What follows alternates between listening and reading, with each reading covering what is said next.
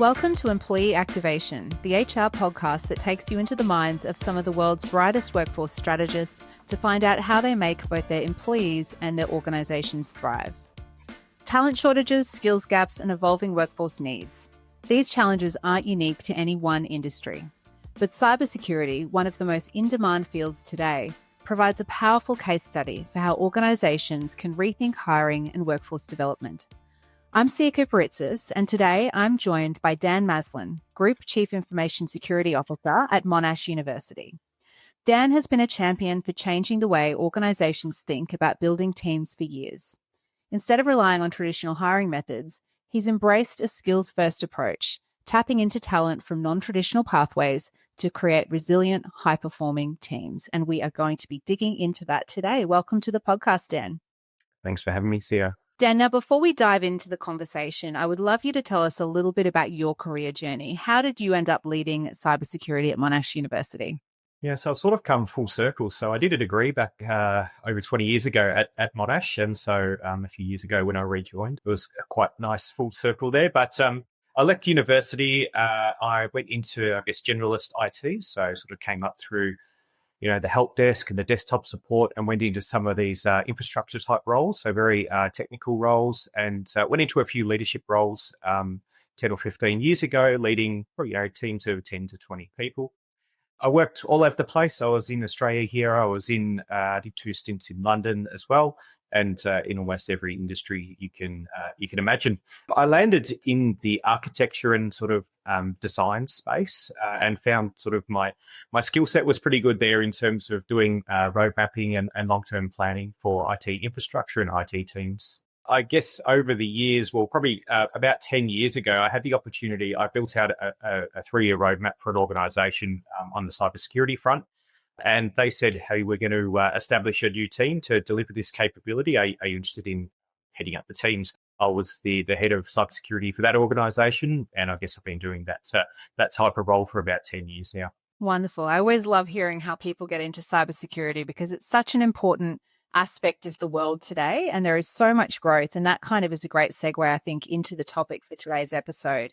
We hear a lot about talent shortages across industries, particularly for those high demand areas like cyber. And I would love to get your view of why you think so many organizations struggle to find the right people for these roles, these kinds of cyber roles. We hear it all the time. There are very niche roles and it's a very fast changing environment.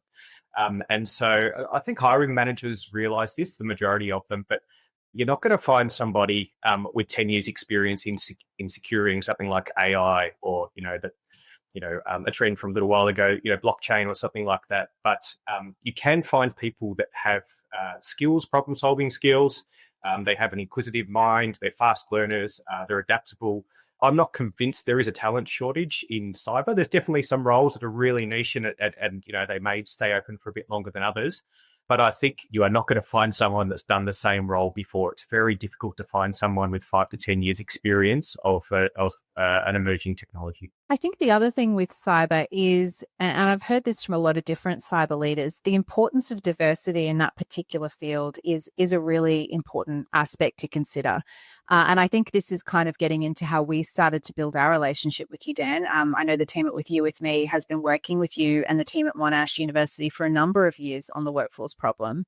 And what I love is that you have taken a very different approach to workforce development in terms of building pathways for people from different backgrounds into the organization. Can you talk us through sort of what led you to that and how it's worked for you guys? I guess at the highest level, 3 or 4 years ago, myself and my leadership team came together and realized that we wanted to retain the talent that we did have, and we wanted to have a pipeline of talent that were available if positions came up or if we needed to expand. So we actually built a attraction and retention framework within our team. So there were 6 streams within that.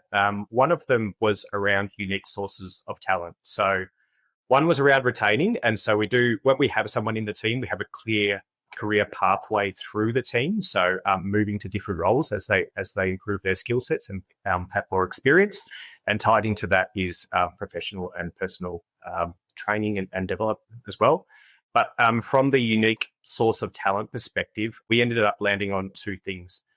We are fortunate being a very large university. We have over 90,000 very smart students. And so we've tapped into those students as well as a source of talent. So we built internally what we call the Cybersecurity Student Incubator Program, where we take typically third-year students and we employ them usually around 3 days a week for at least 12 months at the end of their degree while they're still studying. So that's a unique source of talent. And we've had some fantastic folks come through that program. So really, really smart, typically young people, not always, but typically young people. And then the second one was looking, again, at unique sources of talent. So how can we help people transition into cybersecurity, into the cyber team? And we landed on WithYouWithMe.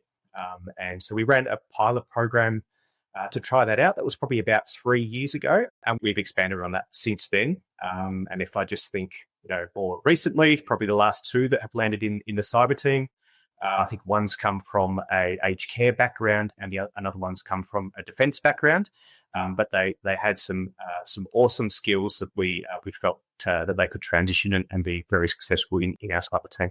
Well, it's wonderful to hear. And I would love to hear more about your perspective on balancing that life experience with technical skills in hiring decisions. How does that play out practically for you? Because obviously you need someone to have those technical hard skills to be able to hit the ground running. But the value of bringing, diversity of thought and life experience certainly comes to play in the cyber sphere as well. So we're a large organisation. We've got 40,000 employees, 90,000 students. We've got a fairly large IT team, almost 700. So we sit about around 50 to 55 staff within the cyber team. So we have some really niche roles, which means we have really diverse skill sets that we need. So you're right, there are some really technical engineering type roles, but there's also a lot of design roles. There's a lot of training and awareness type roles. We have risk and compliance, which is a different skill set again. Project managers, business analysts, the whole lot, and as well as the people leadership side. So I guess depending on the role, we can look for those transitional skills to fill those gaps. But I think, like I just mentioned the two examples before, we've seen in both of those cases, those people bring in their learnings from other organizations and other industries and say, hey, have you thought about doing it this way? Have you thought about doing it that way? I've seen this work, I've seen this not work. And so I think bringing in people from different organizations, different sectors, different parts of the world, different stages of their career, the way that they think about things from a neurological perspective, I think bringing in a real mix of people helps you succeed a lot more. I love that, Dan. And I think it's interesting because a lot of the time hiring from non-traditional pathways is considered a diversity initiative. But for Monash, I think we've seen there's a really powerful strategy, or, you've demonstrated it's a powerful strategy for building a more capable team, as you've just articulated there. When building a business case for these kinds of initiatives, and some organizations, it may not be as easy to implement an approach where you're looking for alternate pathways. But what tangible business benefits would you really say help with building that case? So from a business benefits perspective, we in our team and through the WithYouWithMe program, we've had a very high retention rate. So within the cyber sector generally, it's got quite a high turnover, and I think we see people typically leave a role within 2 to 3 years. We haven't seen that. We've managed to retain them, so we're doing something right there. But you're right. We don't approach it as a diversity initiative. We're approaching it as let's make a welcoming, nice environment for people to working, to learning, to developing, and we would then welcome everyone from all walks of life to come in, and that works well for us. We've got to be welcoming for people that are at different stages of their personal and professional life. Be flexible, understand where they want to go with their careers. Understand where they want to work from, how they want to work, all those sorts of things. And I think if you provide flexibility in all those different aspects of the role, naturally you will get a lot of different diverse people apply for those roles. It's great to hear in particular those retention metrics, because I think that is one of the biggest challenges leaders face in society today. They're bringing people in, and the cost of those individuals moving on is certainly something that if we can mitigate it in any way, you're going to want to try those new tactics. I'm curious to explore this idea of using data to make decisions as to how you form your team. I know many organizations still rely on resumes and more traditional recruitment processes in terms of how they select their candidates. So what has someone done today as a demonstration of what they could do tomorrow for the organization? But Monash, through your partnership with You With Me, leveraged psychometric testing and some data-driven insights to start to make some of those hiring decisions. How has that changed the way that you think about hiring now? It was an eye-opener to change the way that we went through the recruitment process. But it probably happened around the same time that we had our cybersecurity student incubator program as well, which was very similar. So we have typically people coming through both of those programs that haven't done that particular role before. So a CV or a work history is not going to be as helpful in those cases. So we do have a hybrid approach now. So we still have our internal organizational processes that we need to follow, but we merge those with, for example, the psychometric testing that you referred to there. Again, I'll go back to just the two recent examples of the With You With Me program placements that we've had through them. In both cases, the hiring manager said to me after the first week, both of these people, it feels like they've been here for a year, because we did the psychometric testing of both the candidate and the team. We matched everybody together and they just gelled so well. Personally, I hadn't seen that approach before, where both sides of the equation were sort of tested and measured. Probably measured is probably a better word there, but it worked really well. And again, we've had a very high retention rate for those that have come through the program, as well as our incubator program as well. So good. The power of data. And certainly I think that culture fit can't be underestimated. You often hear, the idea that skills can be taught, and getting the right culture fit, the right attitude and personalities in the team is really what makes them sing. So I'm so glad to hear that's working well for you. I am also very interested in understanding your advice for others who might be starting to embark on this journey.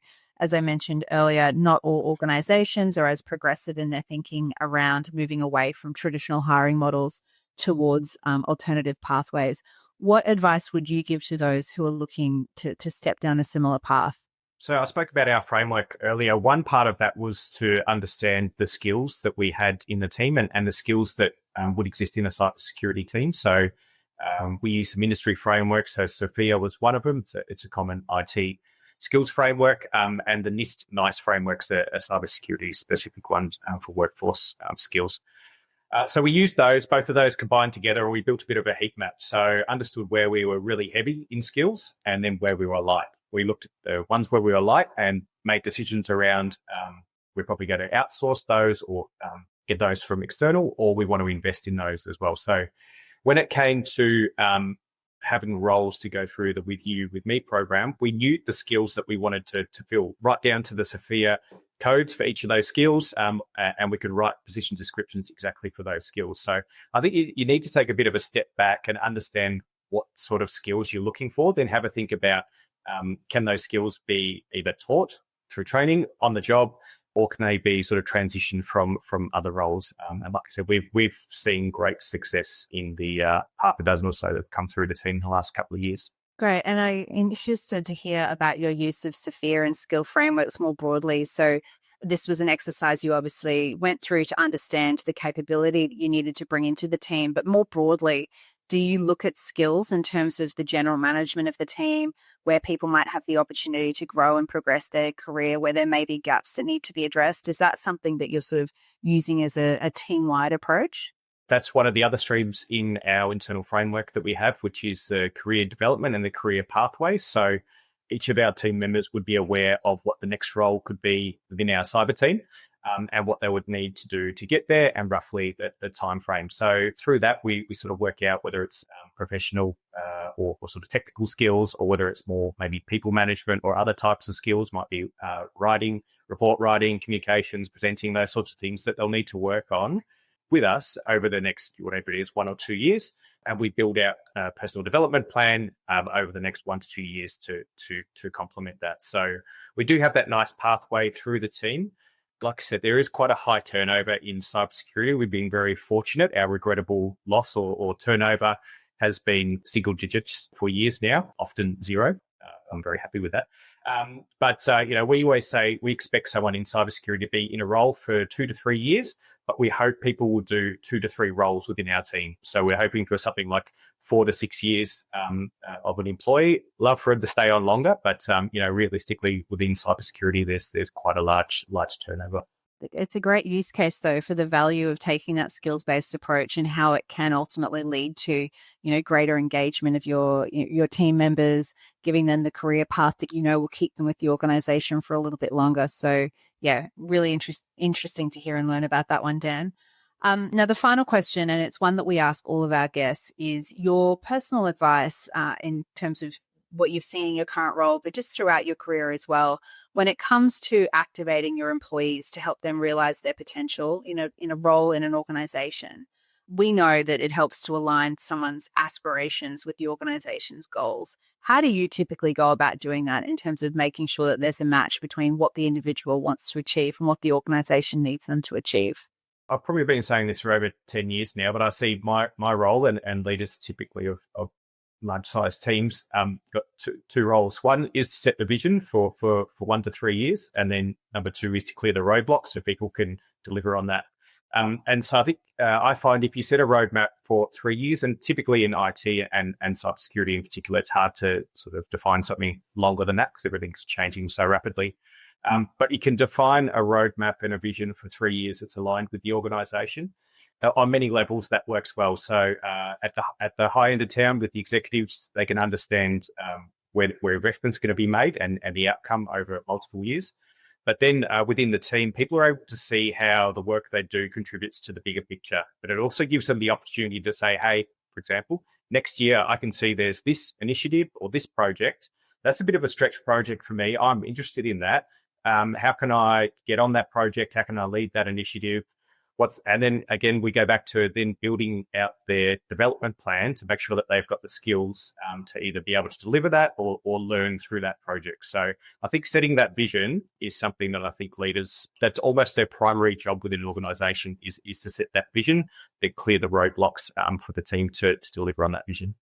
Such great advice, Dan, and what an incredibly insightful conversation. Thank you for taking us through not only the work that we've done that we're really proud of with Monash, but just more broadly, how as a leader you've really led from the front in terms of providing different avenues into your organization and into meaningful cyber careers for people. I think the work that Monash is doing is such a powerful example of how organizations can unlock more from their people and tap into untapped pools by taking a different view of things. So thank you for being so generous with your time and insights. For our listeners who want to learn more about Dan's work and the strategies that were discussed today, you can head to our website, that's WithYouWithMe.com, and check out the Employee Activation podcast page. We'll make sure we put up links to additional resources and information on some of those skills-based hiring and workforce transformation projects. Dan, thank you again for joining us, and we'll see you all next time.